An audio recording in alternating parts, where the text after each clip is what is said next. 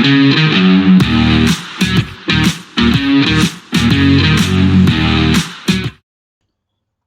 welcome back to the Supercoach Nuff channel. In this video we're going to review game week 25 and look ahead to game week 26. Just finished watching the Liverpool-Luton game, so Liverpool a bit rusty in the first half but getting the job done in the second. But I didn't have any players playing in that game, so my score should remain at 75. The overall rank has dipped a bit this week. We didn't triple captain Haaland like a lot of people, so we lost a few points there. And I think it will slip a bit more after this game, as like I said, we had no Liverpool assets in particular. But I think there's opportunity to recover in the coming game weeks. So if we have a look at the team and how they went, so we had Bravka in goal, who scored 2 points for us. Gabriel with the clean sheet, but Estupinan and Trippier a solitary point each. In the midfield, so we had Gordon got a goal from a penalty. Foden and De Bruyne on the double. That's a bit flat, getting a 5 and a 2. So triple Man City didn't really pay off for us this double game week. But having Saka did. So I think there would have been a lot of other teams who would have been tempted, like trying to bring Mo Salah back in. And as it turned out, I think he only came off the bench. So, to get 15 points from Saka was massive. Also 13 points from Ollie Watkins. So, these two guys probably saved our game week. And Haaland, of course, did get the goal in the second game. So, for those who triple captained him, they would have got an extra 10 points out of that. It was quite popular. I think he's the most popular ever triple captain this week. But there's probably going to be another couple of double game weeks down the track, and that's where we'll target that chip, I think. And then on our bench, Areola scored 3, so we could have used him. We could have used Gusto as well with the 2-point return, but Cunha and Porro both injured, so we weren't able to access anything from them. So looking forward to this week, we do have a few blanks this week. So pretty sure it's Chelsea, Tottenham, Liverpool, and Luton. So if I go to pick the team. That's the one I wanted. So yes, you can see Palmer blanks, Porro blanks, Gusto blanks, and Liverpool and Luton obviously just playing their game this morning was part of game week 25 because of the timing. So essentially, at the moment we're 3 players down. Add Cunha, that's 4 down. So we do need to make trades this week, or transfers, to use the FPL terminology. But we do have 2 free transfers. So I think the first one's pretty obvious. We're going to get out of Porro. And maybe the trade in's not obvious, but he is very popular at the moment, and that's Ait-Nouri from Wolves. So Wolves do have a good run. Obviously Sheffield this week. Newcastle haven't been fantastic of late, and then Fulham. And then Bournemouth in game week 29. I think they're an outside chance of that fixture being postponed. But then even then, there's a good run after that. We might have to get rid of him for the run home. But I think he can do a job for us for the next few weeks. At 4.5, we will absolutely take that. And then we've got 1.9 to spend. So I think given Cunha's out indefinitely, he's got to go. But then the question is, who can we bring in if we go to forwards? So we've already got Watkins and Haaland. Like the obvious choice is Solanke, but he does have Man City this week, which not likely to get a big return. But if we have a look back, he did get. Sorry, I thought it said 6 points. That's 6-1. They lost. So he only scored 2 points in the reverse fixture. So we could go him and just hope for the best. We don't have any Man City defenders, so there wouldn't be a conflict there.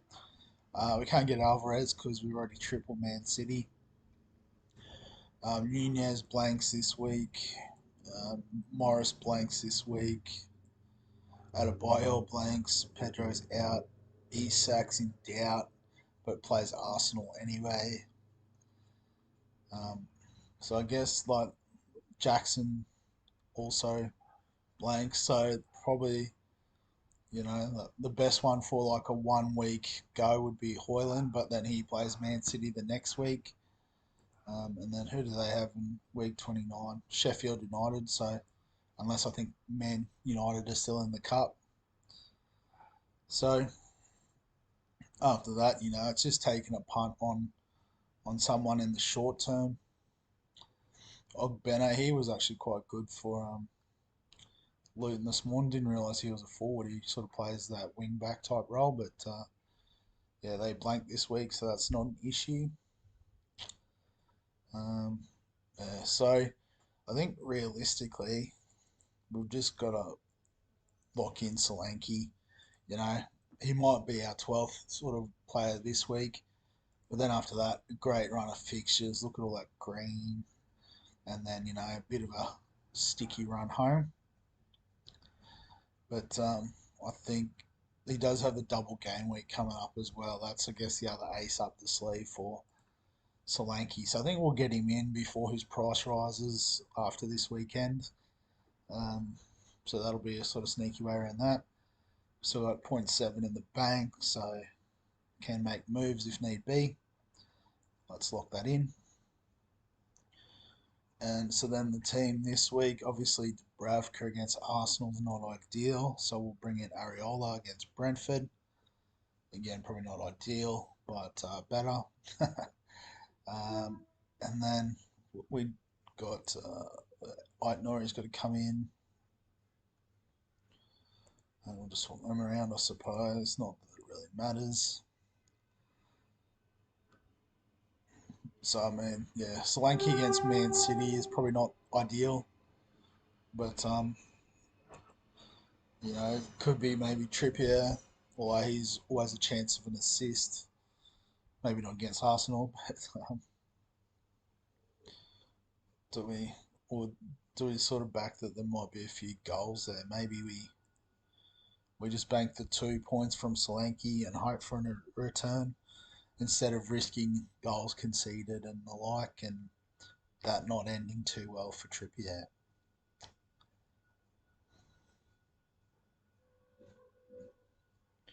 Actually, yeah, I think that's how I'm going to set up. So we'll leave the other two Newcastle defensive assets on the bench. And then it's just captaincy. So Watkins against Forest is a good matchup, or obviously Haaland or any of the Man City guys against Bournemouth. Bukayo Saka, will he continue his run? So I guess I'm leaning toward Watkins as captain, Haaland BC,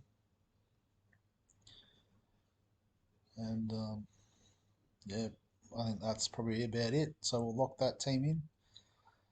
And yeah, so I guess we're sort of well positioned going forward. We've got Solanke in now, who's got that double game week coming up. Um, Watkins, Haaland. So obviously the front three is pretty well set.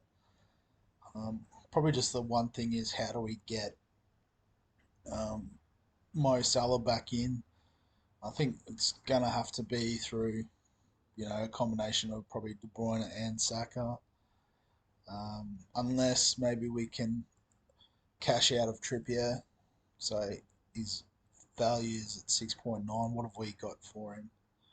6.8. So I guess, we can just have a quick look at what that would have to look like. So at 13 mil, oh yeah, 5.2, that's easily done, I think. If we have a look at defenders, up to 5.5. So we can't go all the way up to 5.5, but we could get Zinchenko, although he's currently coming back from an injury. Um, Doherty. So I guess after the blank game week, they actually have a half decent run. Villa won't be the easiest, but Palace and Bournemouth in the double game week is tempting, and then Forest. After that, it gets a bit tough. So, so yeah, just having a look at them against Liverpool today. I hadn't actually watched Luton play until today, but yeah, those wing backs they used were quite good. Um, After that, probably just take your pick really. I guess if Tottenham can turn it around, maybe Romero would be all right. But I guess maybe it'd be a case of we hope Zinchenko gets back up and running this week. Um, just having a look at his recent sort of minutes, and then guess Arsenal are going well. So at 5.1, we'd probably have that in our defensive line. So yeah, it'd probably just look something like that. Obviously, two trades, so it might cost us a few points if we were to pull the trigger as soon as next week. Um, but I guess if we wait the 2 weeks, well then with the double game week, it might be Doherty that gets the run in there. So I don't think it's that all that difficult to get Salah back in. Um, and we still have Saka, Watkins, Solanke. So some good assets around um, the two big guns, Haaland and Salah. But we'll wrap the video up there because I think I'm just talking to myself at this point. So as always, if you've got any thoughts or comments, feel free to get them below the video. Um, Obviously, if you enjoy the FPL stuff, remember to like the videos, subscribe for all the fantasy content we've got on the channel. And other than that, we'll catch you in the next one.